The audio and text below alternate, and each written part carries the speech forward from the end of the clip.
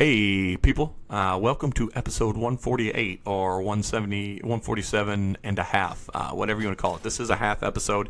It is a one-man show. It's a one-man infomercial, just so to speak. So I kind of talk about that at the end of it. So, not much to say. All the sponsors that I normally would talk about in this spot, they're all in there. I apologize that we did not get a normal episode out this week. It was going to be a D&D. Hey, you know what? You don't need to hear me talk about all this stuff. It's in the episode. So just after the bomb goes off, just stick around. I'm only asking for 30 minutes of your damn time. Don't yell at me. I'm sure Tom or Bender's going to make fun of me for rambling all by myself. I'm sure my wife is going to say, well, that's just par for the course. He talks just to hear himself talk all the time. I know all the jokes, people. I'm Eminem on 8 Mile. I'm taking it away from you in my closing freestyle. So if you're going to come at me, you're going to have to come with something original because I've already self-deprecated myself through this intro enough. I am crying on the inside. So here comes the music, or the explosion, and then the episode starts now.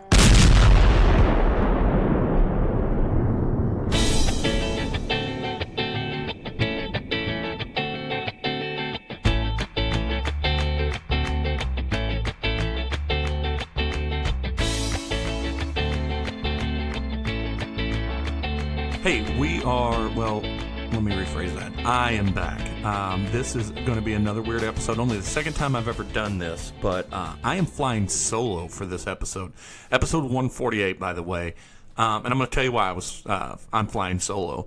I was supposed to have some friends on here. These are some old friends from that started as customers from my now defunct comic book store, the Culture Shock, from years ago.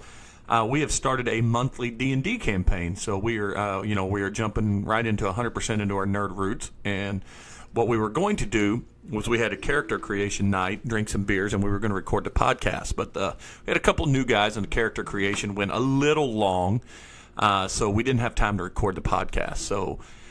And at that point, I had already told Bender, and Tommy was out of town for Mizzou, and I told Bender that we weren't going to have it. So I didn't want, and frankly, Sunday we had kids sport. Same old excuses we give you every time. But I did want to get an episode in the books. So this is either episode 147.5 or 148. Depends on how long I go. I don't know how long I'm going to go. You know what? I did want to. The main thing I did want to talk about, though, through this whole thing was the next week's episode. Next week's episode is going to at least be me and Hikus, one-time guest, two-time guest of the show. I can't remember. You guys know him. His giggle's familiar. There's a good chance that Hikus and I will be recording from a hotel in sunny Springfield, Missouri. We will be in Springfield, Missouri for CaveCon, the first annual CaveCon 2018. There'll be a few friends out on there. I don't know if we'll get anybody else on, but I can tell you this: me and Hikus will be together from Friday to Sunday. Actually, CaveCon, by the way, is September 29th and 30th. But we're going to get in town on Friday, do our eating, drinking, go straight till Sunday. I'm going to set all this stuff up when we're sober. That way we can just record and go and see what happens. So, yeah. So it's going to be a few weeks before you hear the regulars, Benders and Hummel and the Flop, my wife, Melissa. But you will hear me, which you always hear me, and I know that can be tiresome sometimes.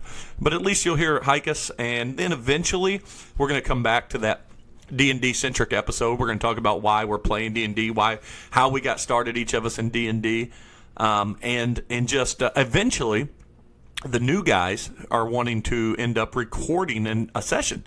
It's not going to be what our show's about because there's plenty of shows about that. There's Nerd Poker with Brian Posehn. There's Adventure Zone. There's Acquisitions Inc. There's Critical Role, one of the biggest. There's tons and tons of D&D podcasts out there, and Pathfinder and horror role-playing games and stuff like that. So I don't need to do that, but I did want to at least entertain the idea of doing it one time because, like I said, we drink. That it happens, and it's fun. It'll be fun. It'll be a good time. So we'll come back to that at some point. But the whole reason I wanted to be on here, because I did want to shine light, I wanted to make this episode about what's going to happen next weekend outside of me drinking and recording with Hikus. And like I said, that is CaveCon from Springfield, Mo. Put on by the Comics Cave, and more specifically, one Josh Roberts of the Comics Cave. Go to CaveConSpringfield.com. I think that's what it is. Let me look at that again. Yeah, CaveConSpringfield.com, all one word. And you can get like the official about Josh and the Comics Cave. But what I want to tell you is, so for me, Josh became my friend. He actually became my boss first at a company we used to work at. You know what? The same guys don't even own that company anymore, so I could say their name, and you guys, a good chunk of you are familiar with it. But I have to be honest with you, I don't give them any advertising. Just know it was a fairly good-sized chain of hobby shops / comic book stores / buy-sell trade, things like that. They're around the St. Louis metro area as well as Springfield, Kansas City, whole bunch of places. So Josh was my boss at the Springfield location. And from there, he became my friend way more than he became my boss. He was always a great boss, one of the best bosses I've ever worked for. Fair, he's a hard worker himself. He trains you well. I mean, he has a lot of things going for him, and I'm not trying to blow too much smoke up Josh's butt, but he's a great guy and maybe the smartest comic book man I've ever met. I mean, Josh is... You know, there's guys out there like my old partner at my store. He was very knowledgeable about comics, very knowledgeable about what's important about each issue, what the key issues were before even seeing them, some of the rarities, some of the ones you didn't even know, like alternate priced rarities, cover price and things that I'd forgotten about or just had slipped past the goalie. But Josh, where he excelled is he could see the value of a book.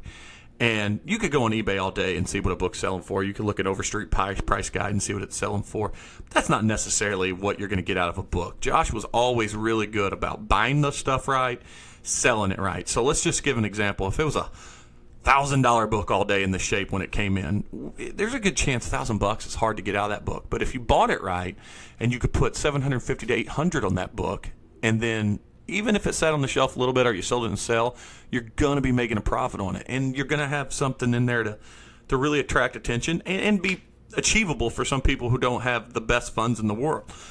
That's where a lot of comic book stores go wrong. They see a book like, for instance, let's say when Iron Man first came out, the movie.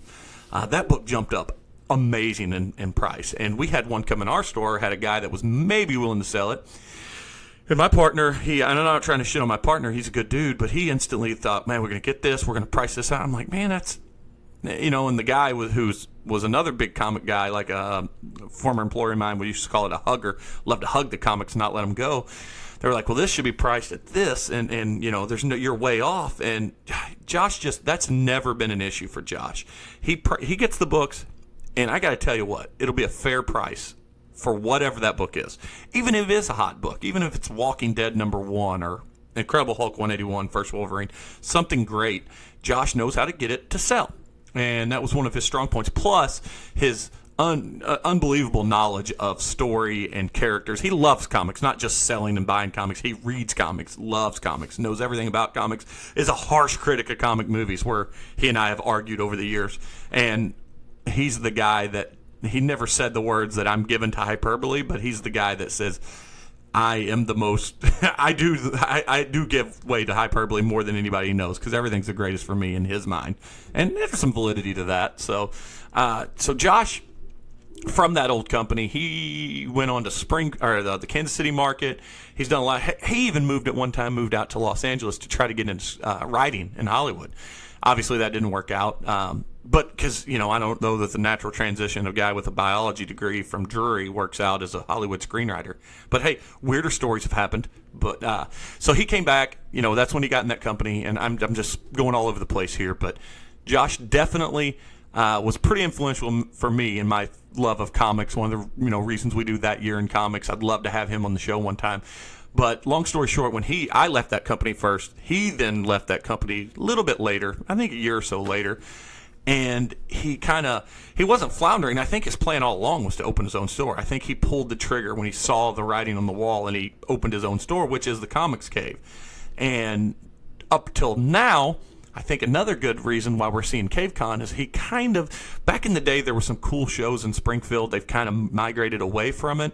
But he saw a void in his own town. In fact, Missouri as a whole has a void. Planet Comic-Con in Kansas City is unbelievable. We have a Wizard World here in St. Louis, which is lukewarm at best. And then we got a bunch of smaller shows. And we've got guys that are trying. They're trying to grow. But Josh has not only went to comic conventions such as San Diego Comic-Con, the big one, C2E2, Wizard Worlds, all those things, but he's worked most of them. So the guy knows what it's like to run a successful show, or at least be a part of a successful show.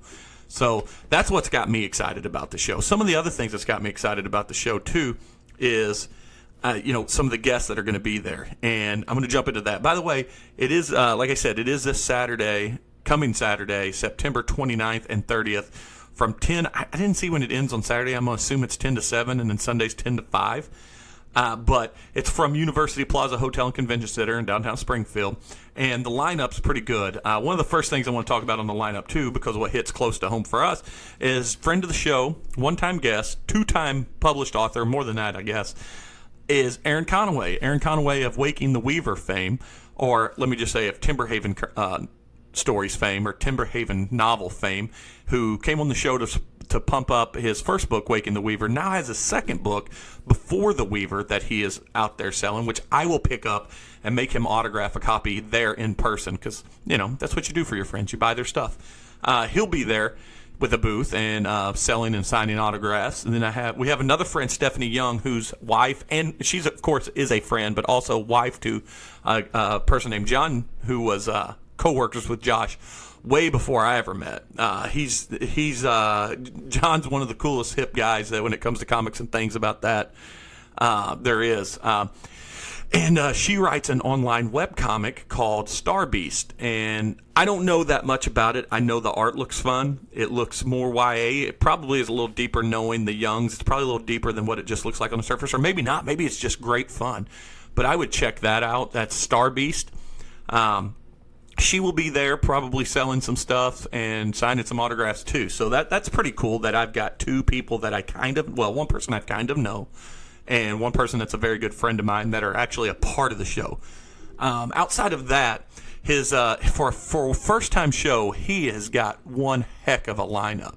And I'm just going to shoot down them real quick. I'm not going to say what everybody does because, frankly, there's a lot of guys on here. There's Chad Woody, Seth, I don't even know how to pronounce his name, Wolf Shorndell, and he'll correct me, Chris Wilson, Kelly Williams, Kevin Watkins, Chad Thomas, Kyle Stram, noted comic book creator, Amber Stone, and Stram's from that area. Amber Stone, Blackie Shepherd. I'm guessing a lot of these people are around the area. There's a Shelf Life, a collector's podcast. I should probably talk to those guys when I'm there. Scott Schmidt. There's Valdemar Rivas, Andy Parks, and Stephen Niles, two longtime great creators of comic books. Darren Neely, Buster Moody, Adam McLaughlin, Fines Massey, Lorenzo Lozana. I hope I'm saying that right. Ed that's another tough one. Ed Lavalley. Let's just say that. Allison Lassiter, Joe R. Lansdale, another great old school name in comics. Jimmy Z. Johnston, Brian Hurt, another one. I missed this guy from the first. And there's a bunch of these guys from Joplin, Springfield area, which are cool in here. Here's one from Joplin, another former employee of that company we talked about, owns a great comic book store in his own right, and that'd be Jason Hurley of Hurley's Heroes. And he'll be there, and he does The Beauty with friend and local Jeremy Hahn. There's Dennis Hopeless, which is a cool name. Elton Garr, Michael Frizzle, David Frizzle, Megan Fitz, Matt Decker, Tyler Crook, Matt Crook. I think I said that right. There's an apostrophe in there that threw me off. Isaac Crawford, Mia Cooper, Luna Cooper, of course, Aaron Conaway I mentioned, Chris Burgess. Then you get into some really cool names, too, that I really wanted to talk about, too. Timothy Bach and Brian Atkins of The Family Graves. That would be writer and artist, respectively. You get Gary Bedell, who has worked for Activision, for Fantasy Flight Games, for Cartoon Network. He's a writer-illustrator. Ryan Brown, creator-writer of some comics. You've got Brian Quinn of Impractical Jokers, which has been on TV, I can't remember what channel it is, but you know him from the TV show Impractical Jokers. He does a lot of stand-up around this area throughout the Midwest, too. And then you have, I believe, I don't know this 100%, but I think Cullen Bunn is helped arrange, get the guest line up, and produce the show with Josh. And Cullen Bunn, of course, is right now super writer for Marvel. He's got X-Men Blue, Deadpool Kills the Marvel Universe, Harrow County, Regression, and Six Gun, which was my introduction to Cullen Bunn, and a whole lot more. I mean, that guy is as prolific as it gets. He reminds me of what Bendis used to do way back in the day when he wrote like 16 titles at a time. And I think he's just as important to Marvel right now as that. And then you have a couple of great TV personalities. That'd be Brian Johnson and Ming Chen of the Kevin Smith fame. So Brian Johnson actually appeared in the movies. Ming Chen got his notoriety came from the TV show, the now sadly canceled TV show for AMC, Comic Book Men. But you know what, though? That show got, 5 or 6 seasons at a midnight time slot, 2 hours after the rerun of The Walking Dead. And I enjoyed the show. My wife enjoyed the show. And, you can hear by the things that we've talked about in this that she doesn't, it's not, comic books isn't her bag, so to speak. But anyway, like I said, it is a superb lineup of people that are going to be at this show. And that's not even, that's just the guest. You do have like a million vendors that are going to be there. Including, it looks like Body Creations Inc., which is probably a tattoo place. It is a professional tattoo and body piercing studio there in the Springfield area. Funny enough, that's the only one they list on the website, but I do know for sure that I bet Hurley's Heroes has a booth. I bet there's a bunch of other local places that have a booth, and I bet there's some big national guys that you see at the shows all the time that's going to be there. There's a cosplay night, that's encouraged. I see now on the front page of the website that they're asking people to come play Dungeons and Dragons. That would be they're saying new and practice players are welcome. Adventure League characters are welcome from levels 1 through 4, and pre-generated characters will be available. So there's a lot of stuff going on there. I suggest you go to caveconspringfield.com to check it all out. And like I said, I will be there. We will be recording, not at the show, not even close. Our hotel was about 2 miles from it, and that's simply because I booked late.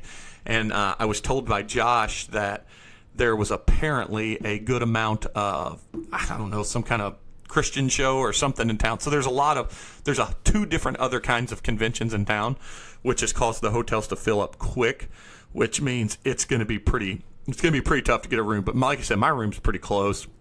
It's an Uber drive away. There's a good chance that me and Matt will not be able to drive. So he does have announced that there's some variants or some exclusives for the convention. Like Cullen Bunn and Mark Torres have a new comic coming out called Cold Spots. There's a CaveCon exclusive variant cover. And I could have swore I saw a couple other exclusives that were going to be there at one point on the website. So that should be checked out. Like I said, I just wanted to push, for this episode, just push a lot of why I'm going to the show, and that's because I love Josh. I've always enjoyed what he does in terms of comic books. I sadly don't get down to the Comics Cave as much as I should, but the couple of times I've been there, I've always bought something. It's always been great priced, and it's he's even had a couple of his employees that have always worked there with him are super knowledgeable guys too. I know he had a guy named Shaggy that worked there, Scott. He's missed. I know he just recently left, but he was his right-hand man for a while. And it's just going to be a good time. It's good to see, because I got to tell you, I go to a lot of these conventions, or have been to a lot of these conventions over the years. I miss the old school feel of what Wizard World used to be when I used to go to it in Chicago with my buddy Big D. We used to have these great, these VIP tickets were great. You get to go in a room. We got to, you just go in a room and set for 2 hours with a bunch of creators, and it was a predetermined list of creators. But it would be well before they were famous. It would be like Brian Bendis. It would be Kevin Smith at one point. Legends like Mark Silvestri and Chris Claremont. We got to meet Robert Kirkman that way. Who else have we met? Oh, Mark Miller, who was awesome. Jason Mewes, who wasn't scheduled to be there, just happened to walk in because he saw the buffet. And he thought, hey, I'm fucking Jason Mewes. I might as well come in here and eat. I'm a celebrity. People want to talk to me. So I miss those days. I don't get that with the Wizard World now. It's kind of bland. It's kind of watered down. It's kind of like a minor version of what Comic-Con International, or whatever they're calling San Diego Comic-Con, is now, where it's more about entertainment and less about comic books. One reason I like Planet Comic-Con, and trust me, Chris Jackson, who runs Planet Comic-Con over there, he saw the writing on the wall too about comic comic-centered conventions a long time ago. So he brings in a lot of select guests and stuff too. But they always do a good job on the layout, which is something Wizard World does not do well. Is Planet Comic Con in Kansas City always has like half of it for celebrities and all that stuff, and the other half for comic books, and then there'll be a good section for like crafts and cosplay and LARPing and some groups like that. It's a good setup, and I love it. And that comic show, I mean, it started at very humble beginnings in Overland Park. Small floor. I've been there going to that thing for 20 years near, and it's grown to, I consider the Midwest best show. That said, there's just not a lot of other good shows around here. So it's nice to see Josh, do something and put his balls out there to get. That's how you get famous, right? That's what Jerry Maguire says, by putting your balls out there. So I'm looking forward to it. I'm going to drive down on Friday. I was going to go by a store, but he's closing up. So if you do go to Springfield this weekend, don't expect to go be able to shop at Comics Cave, because everybody's going to be at the show. That's the place to be if you like comic books and you're in the Southwest Missouri next weekend. So yeah, check it out. I imagine I can only hazard a guess as the preview of what's going to happen between me and Hikus. I'm gonna say this. I'm going to get there first. I'm going to check in our hotel. I'm going to call everybody and see where everybody's at or people to talk to. I'm going to call Hikus, say, hey, when you get in here, I just come straight hotel. We'll partner up. We'll go somewhere. And that's when we're going to go eat. We're going to go drink. We're going to come back in a drunken state, and we're going to tell you about all the things that ever happened to us at comic book conventions over the year. I just have a feeling that's how it's going to go down. And spoiler alert, all of them is going to involve us getting really drunk. That's just the way it is. So that's that. I don't think I need to say any more. I think I said quite a bit about that thing. Again, that's CaveConSpringfield.com, all one word, and that's for CaveCon, first annual CaveCon 2018, September 29th and 30th, starting at 10 a.m. on Saturday, and that's at University Plaza Hotel and Convention Center in lovely Springfield, Mo. So check that out. Feel bad because we did a real good job for first 100 episodes. We did a real good job, or at least the first 75, of getting out places, meeting people, getting some interviews and some guests. So if you're listening to this, a big shout out. Let's get some guests on here. There's some people that I've talked to and just kind of failed to follow up with.